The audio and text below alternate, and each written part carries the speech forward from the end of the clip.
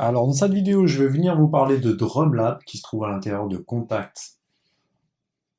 Alors, en général, il est parmi les premiers instruments que vous allez pouvoir trouver. Si je charge le Drumlab directement,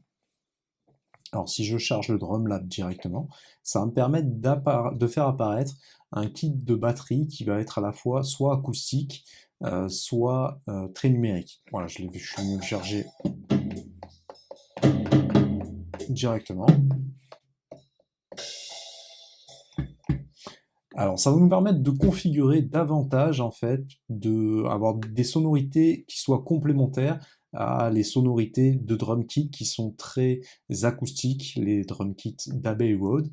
Vous aurez en parallèle Drumlab qui est très intéressant pour pouvoir changer de sonorité. Donc, par exemple, vous voyez que si je décide de poser des pieds à l'intérieur d'Ableton Live, on va programmer un pattern MIDI qui va venir jouer.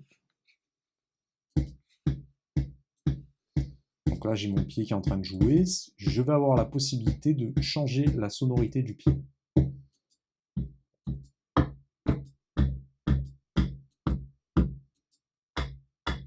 Et je vais avoir différents layering qui vont être disponibles. Donc là, le son va être mélangé, en fait, tout simplement.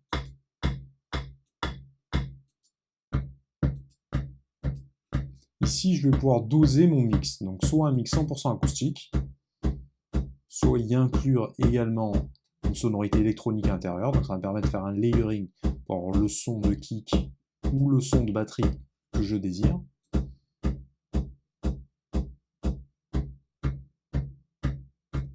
Je vais pouvoir tuner la source tout simplement.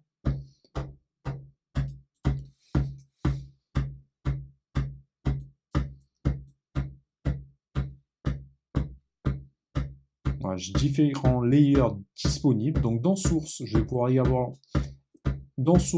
pouvoir également une configuration sur la sortie. Donc vous voyez qu'ici il y a différents micros qui sont placés. Donc vous pouvez changer vraiment l'injection de son enregistré avec les réglages qui sont directement dessus. Donc ici pour effectuer une panoramique par exemple. Ici j'ai un contrôle de sonorité plus ou moins fort. Et là j'ai accès à la sortie sur laquelle je vais attribuer le micro en question. Je vais pouvoir également dans les effets faire soit une compression avec un réglage d'attaque et d'amount. Donc le réglage d'attaque est plus ou moins d'entrée du compresseur dans le son pour le durcir. Régler quelque chose sur les transients en réglant l'attaque et le relâchement. Faire un réglage d'équalisation.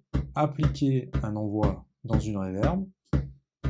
Ici, j'ai des réglages au niveau des options qui vont se faire sur le mapping en MIDI, sur l'articulation, la manière dont ça va être joué, la vélocité, voilà, inclure une vélocité constante en expansion positive, négative ou fixe droite.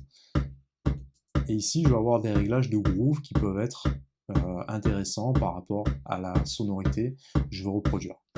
Et voilà, différents placements de notes donc, qui vont être disponibles. Si je retourne dans le kick page, voilà, je vais pouvoir changer encore une fois les sonorités de mon kick. Donc ici, avoir un contrôle donc, sur l'envoi vers les micros ici. Donc là, ça va être pour les overheads ou la room. Ici, plus ou moins de sub. Et ici, un réglage de trash pour saturer le son. Là, j'ai un filtre que je peux appliquer jusqu'à un certain point, le filtre, en millisecondes, un certain décalage. Réglage d'enveloppe classique, donc l'attaque, la tenue et le relâchement.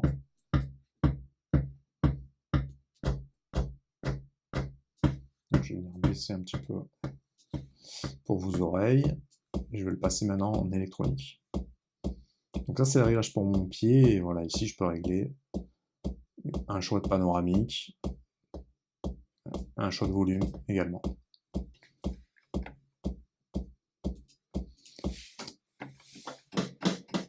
On va venir placer une grosse caisse.